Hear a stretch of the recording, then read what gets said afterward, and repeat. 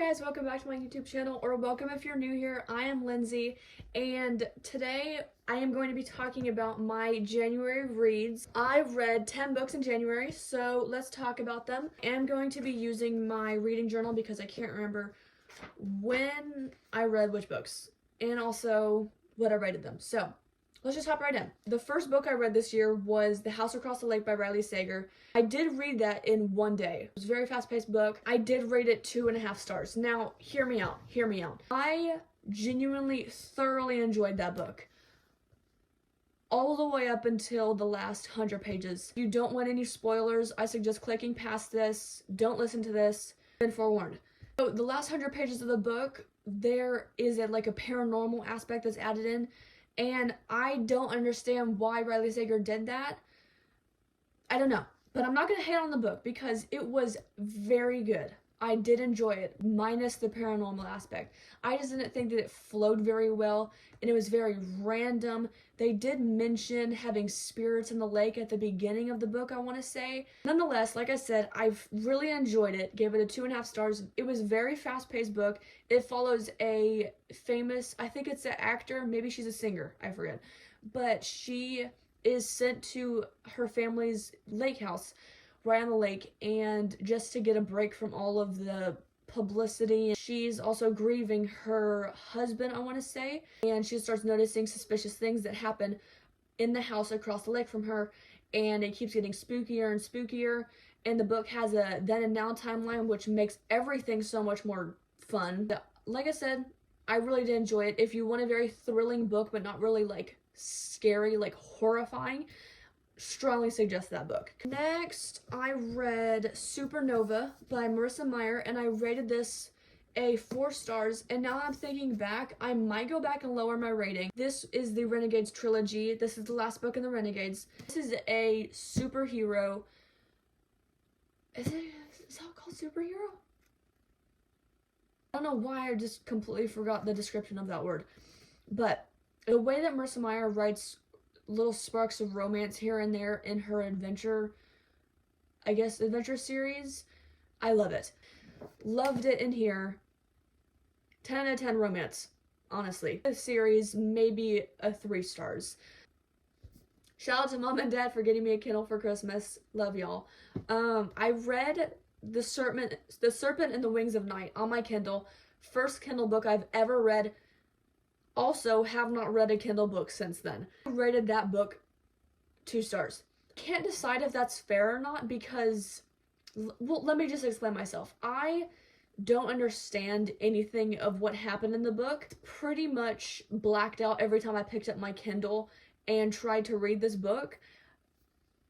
And the only thing I can tell you about the book is that it has a vampire in it. That's it. Moving on. The 7-Year Slip, Ashley Poston. Loved this book. Gave it a solid 3.5. This is about a magical apartment that sends you back 7 years. It follows Clementine West, and the apartment was her aunt's, which she was very close with her aunt growing up, and her aunt passes away and leaves Clementine her magical apartment, and Clementine's like, oh, whatever, it's not magical. Whatever. Turns out it is magical. And there's a little spark of romance in there. It was pretty schmack, I gotta say. The dude in here, very sweet. I loved him. And since he is 7 years in the past, he has this, I don't know, old-timey feel is the only way that I can put it. And I don't know. It was just such a cozy romance. Delicious. Very suiting for the fall time. Next up we have Where the Crawdads Sing. I gave this 4 stars. This book, sad vibes. My friend has been recommending me this book for a very long time. So this book follows Kaya Clark. Yeah, Kaya Clark, other known as the Marsh Girl. She's pretty much very looked down on in her hometown, I guess. And everybody's always just been kind of very skeptical of her because she lives in the marsh and she raised herself, stuff like that. The beginning of her life is very sad, and I don't know if you'd count this as a, let me see if it's in the synopsis. I guess.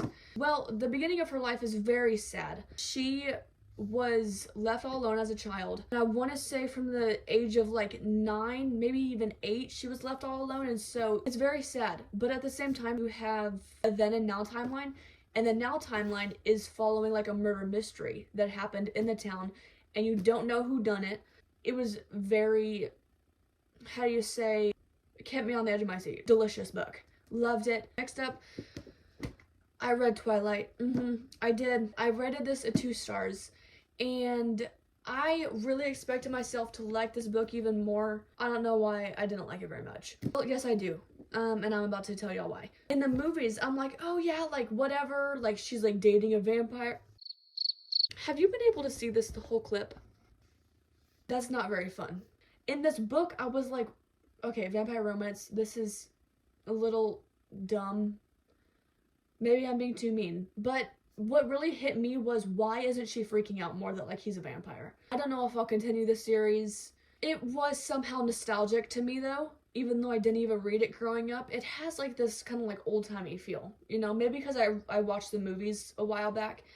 So I'm gonna stop being so mean to the book. You know, it is a classic in my mind. But I didn't thoroughly enjoy it. So we have 4 more books for this month's TBR. No, not TBR. What is happening to me? What I read this month. There we go. And that is The Throne of Glass. Y'all, Sarah J. Maas hits too hard, I must say. I am obsessed. And all the people that have brought up Sarah J. Maas in my life and have forced me, well, okay, not forced, but suggested that I read one of her series. Let me tell y'all where I'm at in the series. So first, I read Throne of Glass, and I gave this 5 stars. You know, one of my favorite books out of the series. And then I read Crown of Midnight, which is the second book, 4 stars. And then there's a lot of debate where you should read The Assassin's Blade, which is a novella. But it basically is Selena Sardathian, which is the main character of this series, earlier events in her life leading up to Throne of Glass. And so you get a lot of her backstory and things that are mentioned very sparsely in this one and in Crown of Midnight. She mentions the character a lot, pretty much in the whole series, and you're like, who the heck is this character, you know? And she talks about that character in this book. And then I read Heir of Fire, which is the 3rd book, with not including The Assassin's Blade, and I rated that 3 stars. Those are all the books that I read this year. I am thoroughly enjoying Throne of Glass series, and that has been my obsession in January leading into February. Thank y'all so much for watching, and shout out to my reading journal helping me out. Thank you so much for watching today's video. If you enjoyed it, please give it a thumbs up. Comment down below what other videos you would like to see me do, and I hope you have a great day.